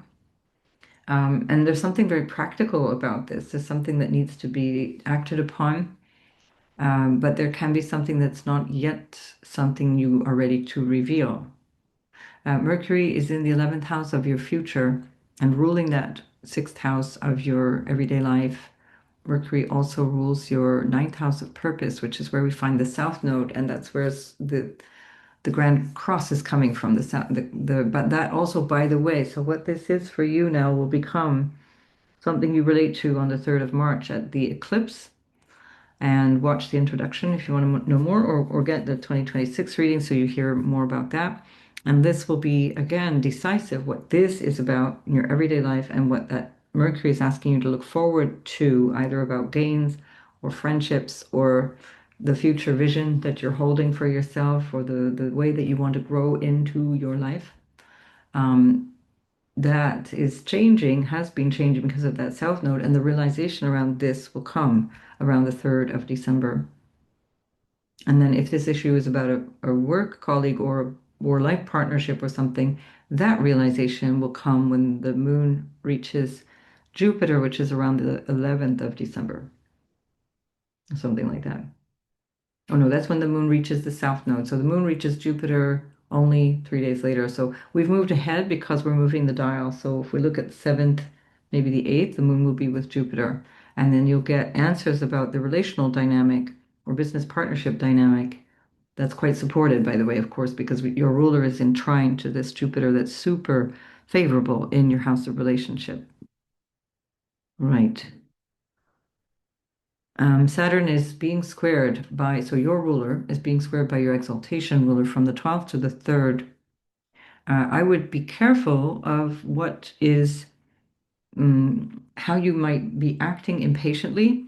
I mean, come on, Capricorn, let's face it.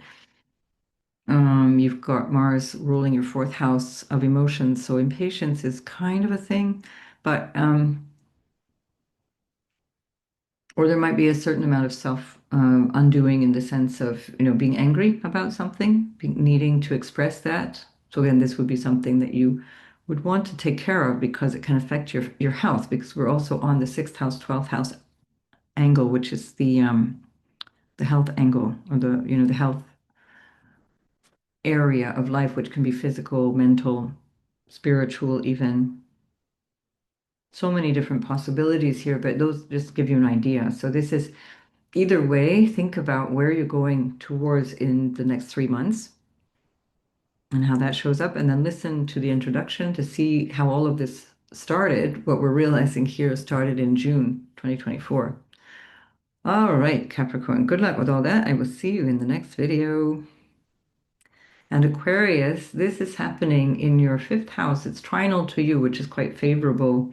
So the lunation is showing you something about where you get to have fun, where you get to express yourself, and how Mercury's at the top of your chart. So there might be something specific about relational dynamics that can be hierarchical dynamics, how you reach out into your ambitions and your career through how you feel you want to express yourself. And this is again part of the huge shift that you are in because of Pluto moving into your first house already for 2 years by now, more than 2 years.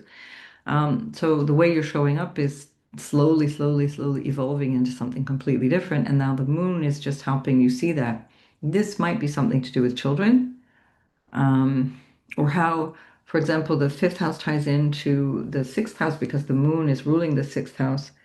And since there's something here also about the family, because your ruler, Saturn, is in the second house of family, there may be something about your children or about a growth in family and children. There may be something here about new responsibilities around children. Mercury also represents children. Mars, the Sun, Venus are all in your 11th house of either perhaps an elder sibling, because Mars rules your third as well. That's siblings, cousins, extended family, and so on. But it can also very much represent the gains that you have from the thing that you do. So Mars is really making you focus really seriously on whatever these gains are. And it looks like because it's Jupiter in your sixth, that there's something that is about your everyday work or your everyday life. And again, that can be a vision or a future that is centered on children, either having them or not having them. How much do they cost? Oh my God, really? Um, because that's also the 11th house is like the results that you see, the thing that happens as a result of the fifth house. As you're looking from the fifth house, the 11th house is the result, or like fifth house is the creative enterprise, and the 11th house is how it expresses out in the world. So there's a lot there that can maybe center on friendships as well. So again, the North Node is part of this dynamic, which is in your second house, ruled by Jupiter in the sixth. That can be about health. The North Node in the second is about what you're eating, how you're taking care of your body, and your ruler is there. Just the day-to-day stuff. And is that working, or long term? Is this something I need to look at so that I can be happy and healthy and wise?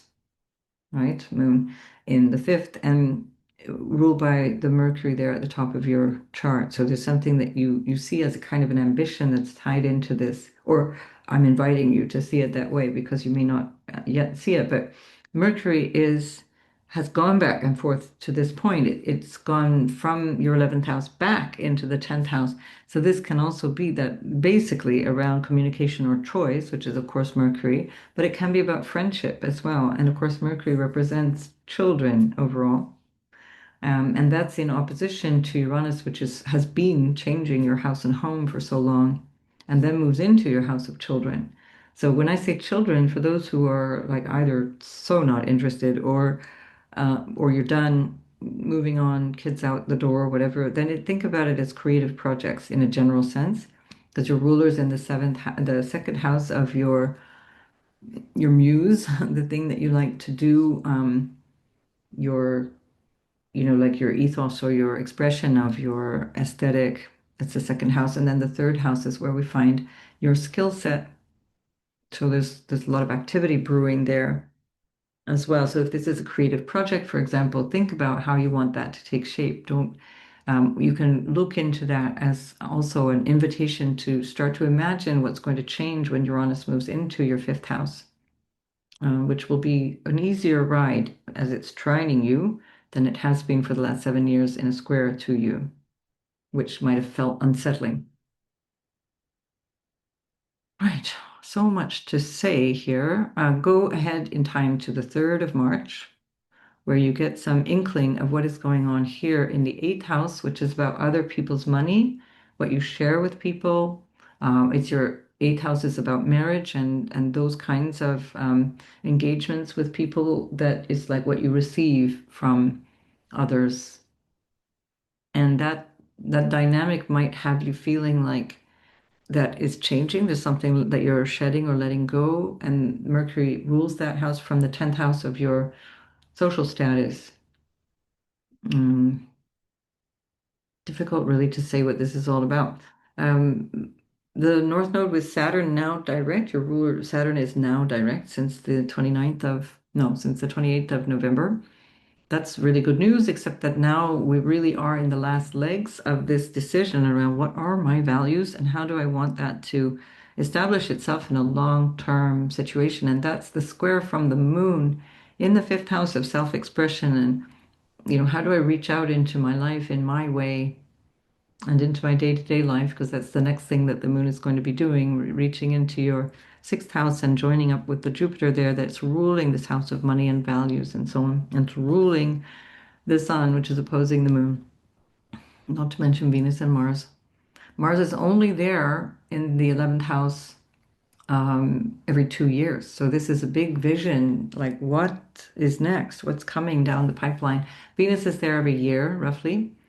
And Mercury too is much more frequently there, but Mars there is really a great opportunity to really look at what it is that you want um, going forward. It's a good opportunity to build networks, become serious about who's in your life in terms of friends, become serious about leadership again in areas that might be social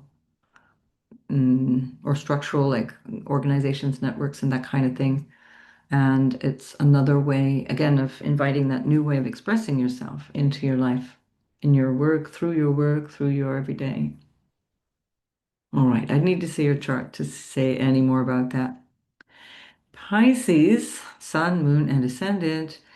Jupiter is trining back to Saturn, which is now direct in Pisces, and will go through the last 5 degrees of Pisces, and that will be it until 2055. If you're young enough, you will get this again. And for those in my generation, probably not, unless we are very, very elderly. I don't mind either way, to be honest. I'd be very happy to clear out. Oh my goodness. Anyway, so we have still this grand water trine that is impacting us from the Mercury that's in the ninth house, thinking about our vision, purpose, and why are we here, which is where we find the ruler of this lunation in the house of home. So it's not just about your physical home. It can be. It might be about property. It might be about like where do I want to live? It might be about the way that that feels, or something that's changing that is kind of happening that is surprising, that may be related to a relational dynamic or a career dynamic, because where all of the angles are being impacted here. Jupiter is in the house of love, romance, creativity, and children, of course, entrepreneurial enterprise, and it's being ruled by this moon. And of course, Saturn in your first house, this can be where you really start to establish a sense of home with family in mind or with business in mind, a home business, when the moon is in the fourth house. Again, that depends on your natal chart. These are just things that come through this particular lunation.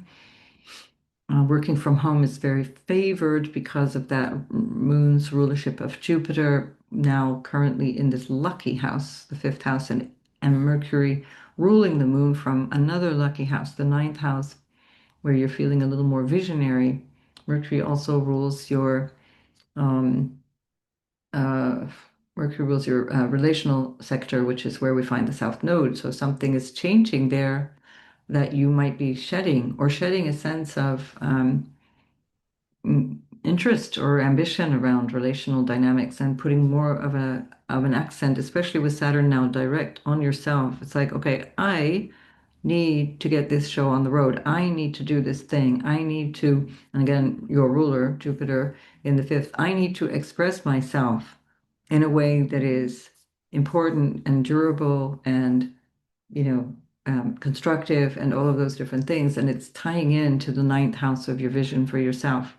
And of course, communicating that or learning something, because Mercury is both learning and communicating. And of course, that brings us back to Gemini, which is all about that, thinking about what this, how do I feel? The moon in the fourth house is about the feels. It's how do I feel about everything? How am I doing psychologically? How am I doing emotionally? What is the awareness I need to understand about my mother or my role as a mother or the dynamic between me and my parents? Both ways, that me with elder parents or me as a parent, for example, those dynamics. Mars is ruling your ninth house from the 10th house. So there's something about your ambition that is pulling in your awareness of purpose. Mars in the 10th is super ambitious and it pulls in this awareness of purpose.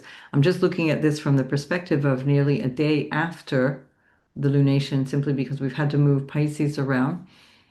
So as we move away from the actual full moon, the moon moves into an opposition with Mars. So that's the next thing that the moon does. First, it's opposing the sun and creating this grand, mutable grand cross that's in your angles, the first, the fourth, the seventh, and the 10th, hugely important.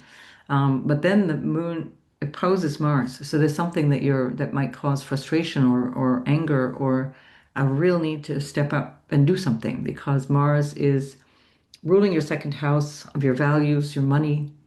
It rules your ninth house of your purpose, your vision, your faith, your belief structure, what you teach, what you learn. That dynamic is where we find the ninth house, and also where Uranus is in the third, how you communicate all those things, the way your thought pattern, how you express yourself, all that kind of stuff is like in a practical day-to-day way. It's language, skills, talents that will have changed a lot over the last 7 years. And then Mercury can show you perhaps something of an insight, because it's the third pass. So it's like we've kind of heard some messages here, but it's the third and last pass in opposition for Mercury about the 11th-ish of December, which is about the same time that the moon is on the South Node in your house of relationships. So there's going to be some information that brings a deeper understanding of what all of this is meaning to you, that can have to do with a very important relationship or the dynamic of relationship that comes from this place of home and feeling. And that again can be, because we're looking at Gemini with Mercury in the ninth house, a home that's going to shift, or the home that you have. Gemini can be having two homes or coming from two places. That's very sort of typical, especially because anyway, it's Pisces. So it's about this home being actually how you think about things, how you are, how you feel, wherever you put yourself. And that also is quite Piscean. If you get to that point, this is a good place to really start to experience that the physical home is not the issue. It's about being at home in the world, being at home in any way, however you show up. Um, not being of the world. That's not what I'm suggesting. Being at home in the world, comfortable wherever you are. So this might be part of that dynamic. I don't know. Now I'm rambling, so I definitely need to go. So yeah, I see it as quite favorable. It's informative. It's definitely going to resolve something. Something will shift that brings something to your awareness. 3, 4 days hence, and even from the 11th of December, a week later, you get an answer again when the moon is back on the south node in your seventh house, which is where the 3rd of March eclipse will be. And for many Pisces sun-ish, if you're born around the 3rd of March, I'm on the 2nd of March. So if you're born around that time, this will reveal itself through the eclipse as well. And this is we look at the lunar family and the dates that I gave you. This began in the 6th of June 2024, and we're going right through to 2027. So look at those dates, write them down, or look back and see what was changing. And then again for the eclipse, look forward and look, I don't know, 18 months ahead from the eclipse, and then see again what was that all about. So, all right, enough of that. Thanks, Pisces. I will see you in the next video. And don't forget to get your 2026 readings. I'm grateful for your support for those who've already done that. Bye for now.